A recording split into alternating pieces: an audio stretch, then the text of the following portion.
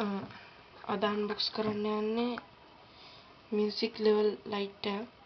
පෙට්ටිය ඉස්සරහ පැත්තේ තියෙන මෙහෙම.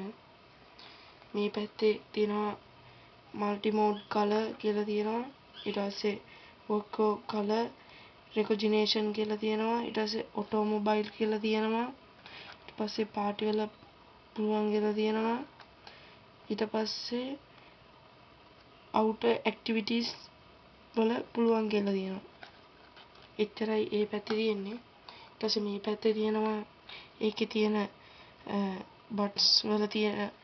බටන්ස් වලින් වෙන දේවල් ටික. මේකේ මෝඩ් මාරු කරන එක, මේක කලර්, මේක පවර් ඔන් කරන එක. මෙතන තියෙන මයික් එක type C port එකක් තියෙනවා. ඒකට පවර් එක දෙන්න.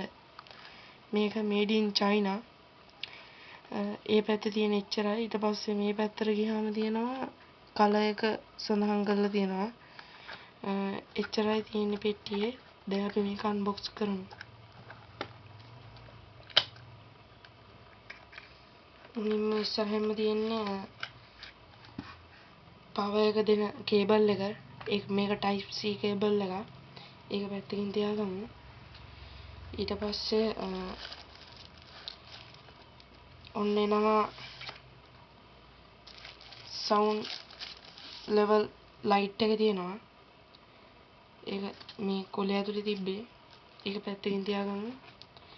ඊට පස්සේ තියෙනවා ස්ටෑන්ඩ් එකක් තියෙනවා. ඒකත් පැත්තකින් තියාගමු. ඊට පස්සේ මෙනු එකක් තියෙනවා. මේකෙන් නෑ තියගන්නේ.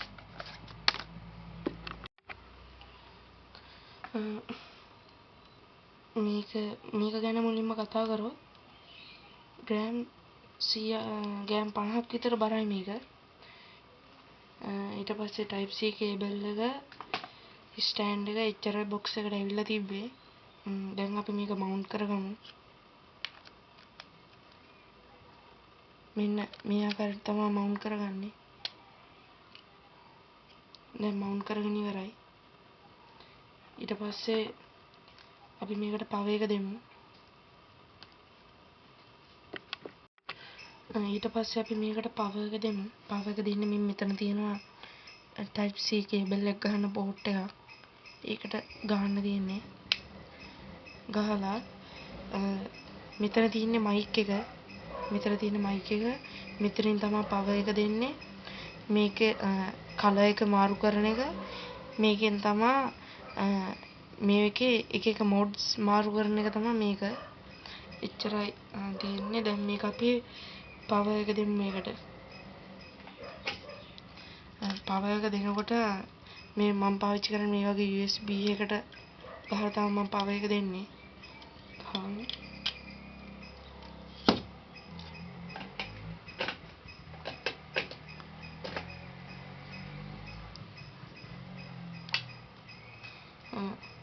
පවර් එක දීපු ගමන් මේ විදිහට කොළ පාටින් මෙතන පෙන්නනවා. ඒක පෙන්නුවට පස්සේ මෙතන පවර් එක දෙන බටන් එක තියෙන්නේ. ඒක ඔබාගෙන ඉන්න ඕන. මෙතන පවර් එකේ තියෙන බටන් එක ඔබාගෙන ඉන්න ඕන. එතකොට මේක උඩට ගිහිල්ලා දැන් ඔන්න වෙලා තියෙන්නේ. පේනවා මම කතා කරනකොට සවුන්ඩ් ලෙවල් එක යනවා. ඊට පස්සේ තව කතා කරොත් මේ දෙවෙනි බන් එකේ මේකෙන් තමයි කලර් මාරු වෙන්නේ. ඔන්න බලන්න කලර් මාරු වෙන විදිහ. ඔන්න කලර් මාරු වුණා. ඔය ඒ බටන් එක ඔබවම කලර් මාරු වෙන එක වෙන්නේ. මේකෙන් වෙන්නේ මෝඩ් මාරු වෙන එක. ඒ කියන්නේ රටා සවුන්ඩ් ලෙවල් එක පෙන්වන රටාව මාරු වෙන එක මේකෙන් වෙන්නේ. ඔන්න බලා ගන්න. ওই විදිහට තමයි රටා මාරු වෙන්නේ. එච්චරයි මේකේ කතා කරන්න තියෙන්නේ. ඊට පස්සේ අපි මේ සින්දුවක් දාලා බලමු මේකට කොහොමද කියලා.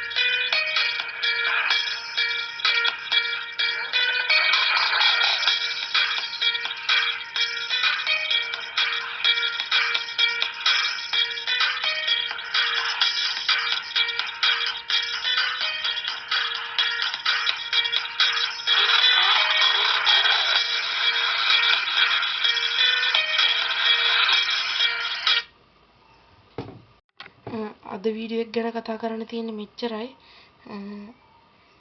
වීඩියෝ එක හොඳයි නම් ලයික් කරලා සබ්ස්ක්‍රයිබ් කරන්න.